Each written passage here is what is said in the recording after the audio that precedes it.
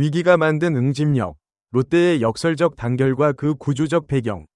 이 분석은 특정 시점의 순위나 전망이 아닌 위기 대응과 팀 조직론이라는 관점에서 롯데의 사례를 해석하기 위해 작성되었습니다. 스캔들과 팀 결속 사이의 역설적 관계. 스포츠 조직에서 내부 스캔들이 터졌을 때 그 여파는 두 방향 중 하나로 흐른다. 팀이 분열되거나 역설적으로 더 단단해지거나. 이 두 갈래의 차이를 만드는 것은 사건의 경중이 아니라 조직이 위기에 반응하는 내부 메커니즘이다.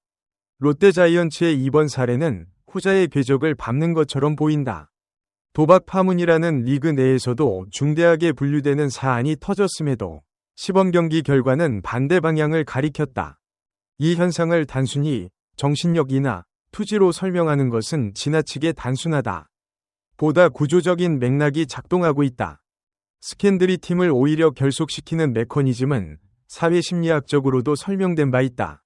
외부의 압력 혹은 내부의 위기는 집단 정체성을 재확인하게 만들고 잔류 구성원들에게 우리라는 감각을 강화하는 기능을 한다. 이때 핵심은 리더십의 방향성이다.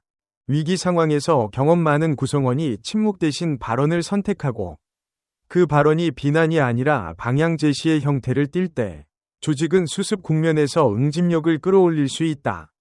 전준우의 행동이 주목받는 이유가 바로 여기에 있다. 오랜 기간 행동으로 보여주는 유형의 리더십을 유지해온 그가 공개적인 발언으로 전환한 것은 단순한 개인의 변화가 아니라 팀이 요구하는 리더십의 질이 달라졌음을 보여주는 신호로 읽힌다. 솔선수범형 리더십에서 언어형 리더십으로의 전환. KBO 역사에서 팀 캡틴 혹은 고참 선수의 리더십 스타일은 크게 두 가지 유형으로 구분되어 왔다. 묵묵히 행동으로 보여주는 유형과 말로 방향을 제시하는 유형이다. 어느 쪽이 더 효과적인가는 상황과 팀의 구성에 따라 다르다.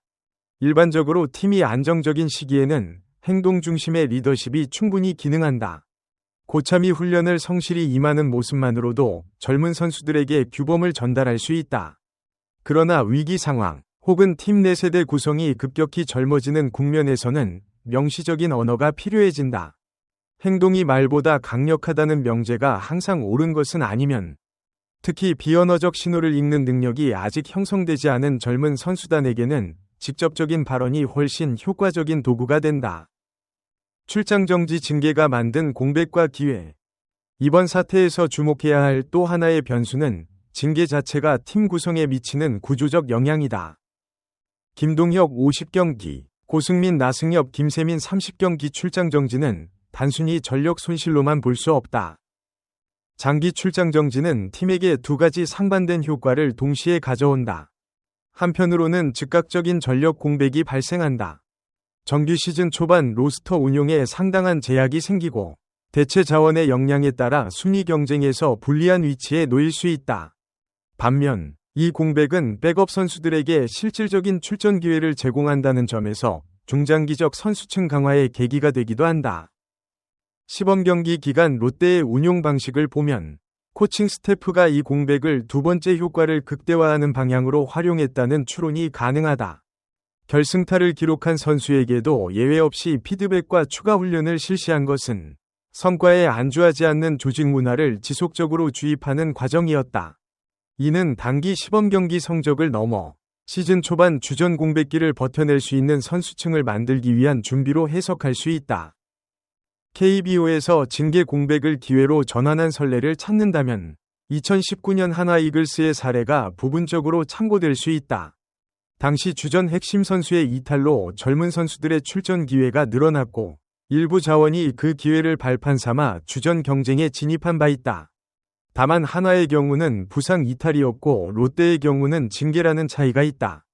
팀 분위기에 미치는 심리적 영향은 부상과 징계가 근본적으로 다르기 때문에 이 비교는 구조적 유사성에 한해 참고하는 수준에서 그쳐야 한다.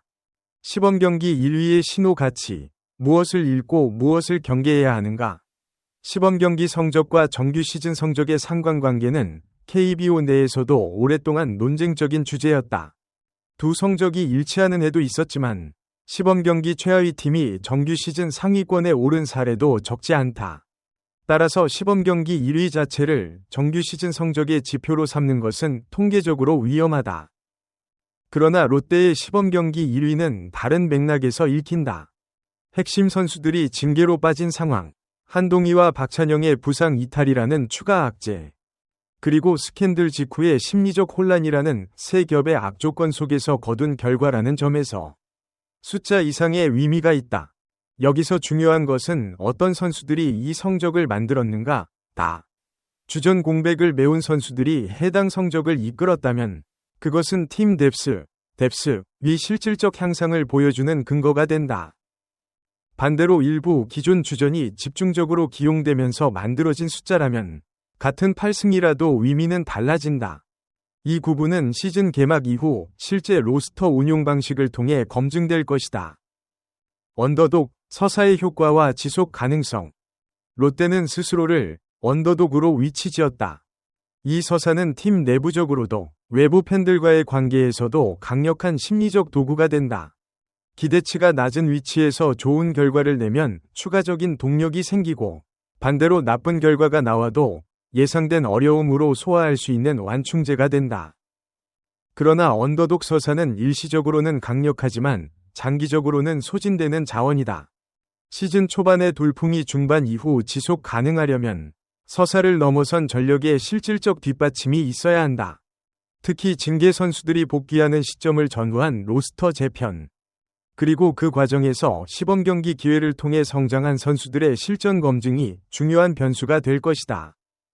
KBO에서 시즌 초반 돌풍을 후반까지 이어간 팀들의 공통점은 대부분 불펜 안정성과 타선 뎁스라는 두 축이 시즌 내내 유지된 경우였다.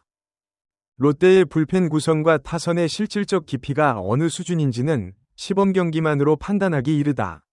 시즌이 전개될수록 이 질문에 대한 답이 구체화될 것이고, 그것이 언더독 서사가 단순한 화제로 끝날지 아니면 실제 전력의 반영이었는지를 판별하는 기준이 될 것이다.